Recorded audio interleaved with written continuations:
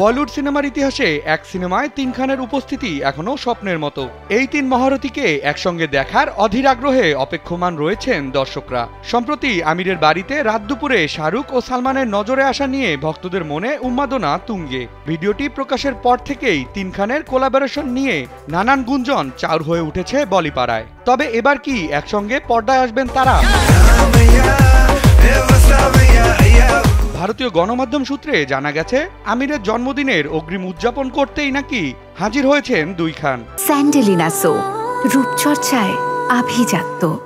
সেই পার্টির ভিডিওতে দেখা যায় মিস্টার পারফেকশনিস্টের বাড়িতে লিফট থেকে নামছেন দুই তারকা। এক ফ্রেমে ভাইজান ও আমির। সালমানকে দেখা গেল সাদা শার্টে, আমিরের গায়ে গ্রে রঙের টি শার্ট। বন্ধুকে গাড়ি পর্যন্ত ছাড়তে আসেন তিনি। এরপর দেখা যায় কিং খানকে, যদিও নিজেকে এবারও হুডি আর ছাতা দিয়ে আড়াল করে রেখেছেন এই তারকা। 3 দশক ধরে বলিউডে রাজত্ব করা এই তিন খানকে সর্বশেষ একসঙ্গে দেখা গিয়েছিল আম্বানি পরিবারের প্রি ওয়েডিং অনুষ্ঠানে। শুধু তাই নয়, অস্কার জয়ী নাটু নাটু গানে নাচতেও দেখা যায় তাদের, যেখানে আমিরকে বলতে শোনা গিয়েছিল তিনজনের একসঙ্গে অভিনয় করার কথা।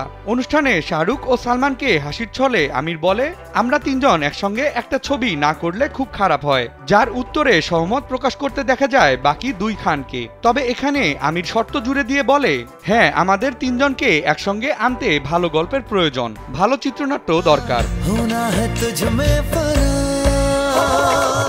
আকাশচুম্বী সফলতায় থাকা বলিউডের তিন খানের পাইপলাইনে থাকা সিনেমাগুলোর মধ্যে আমির ব্যস্ত সিতারে জামিন পার সিনেমার শুটিং নিয়ে। শাহরুখ নতুন রূপে আসতে চলেছে সুজয় ঘোষের কিং সিনেমার মাধ্যমে। আর এই ঈদে সালমানকে দেখা যাবে AR মুরগাদাসের সিকান্দার সিনেমা দিয়ে বক্স অফিস মাতাতে।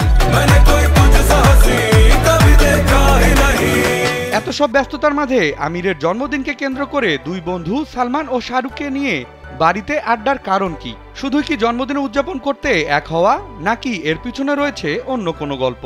এরই রহস্য উদ্ঘাটনে চুলচেরা বিশ্লেষণে ব্যস্ত নেটিজেন ও ভক্তরা। বিনোদন ডেস্ক, কালবেলা।